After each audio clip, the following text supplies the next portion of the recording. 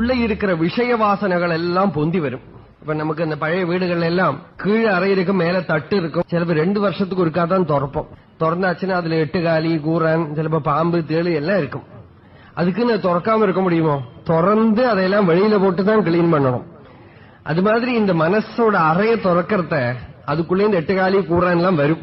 விஷம் மாதிரி இருக்கிற அனுபவங்கள். அதனால தியானம் பண்றவாள்லாம் முதல்ல பயந்து விடுவா. இத்தனை நாளைக்கு நான் நன்னா இருந்தேன், இந்த தியானம் பண்ண தொடங்கினப்புறம் தான் கெட்ட எண்ணம் எல்லாம் உள்ளே இருந்து வர்றதுன்னு தோணும். அந்த கெட்ட எண்ணங்கள்ங்கிறது என்ன? இவனுக்குள்ள அடங்கி கிடக்கிற விஷய வாசனைகள். அது சிலப்போ இந்த ஜீவனால தாங்க முடியாது. அதனால குருவோட சந்நிதி வேணும். குருவுக்கு தான் அர்ப்பணம் பண்ணித்தான் அதை பொழைச்சிக்க முடியும். குருவோட சந்நிதியில இருந்தா அந்த விஷய வாசனைகள் நம்மளை பாதிக்காம வெளியில போகும். அதனாலதான் நமக்கு வரக்கூடிய கஷ்டங்களோ நம்ம மனசுல இருக்கிற துக்கங்களோ 2 இடத்துலதான் கொண்டு கொட்டப்படும். ஒன்னு கோவில்ல இருக்கிற சுவாமி கிட்ட, 2 பிரம்மஞானிகளா இருக்கிற மகாத்மாக்கள் கிட்ட.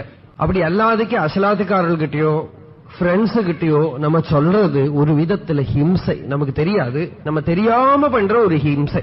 நம்ம என்ன நினைச்சுக்கிறோம்? சொன்னதுனால நமக்கு பெரிய ரிலீஃபா இருக்குன்னு நினைச்சுக்கிறோம். ஆனா சொல்றத நம்ம தெரியாம அவளோட நாடிக்குள்ள இதை கான்ட்ரிபியூட் பண்றோம். அவளுக்கு இது ஏதோ விதத்துல விஷமமா வந்து நிற்கும் அவ மனசுல.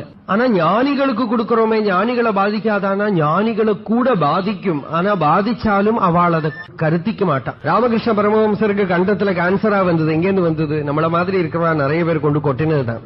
ரமண மகர்ஷிக்கு கையில சார்கோமாவா வந்தது. எங்கேருந்து வந்தது? இதே மாதிரி இருக்கிறவாளோட வாசனைகளும் பாபங்களும் கொண்டு கொட்டினதுதான். அப்படி கொட்டுறது குருவோட சந்நிதியில அவ எடுத்துப்பாது. எத்தனையோ ஜீவனோட வாசனைகளை அவளால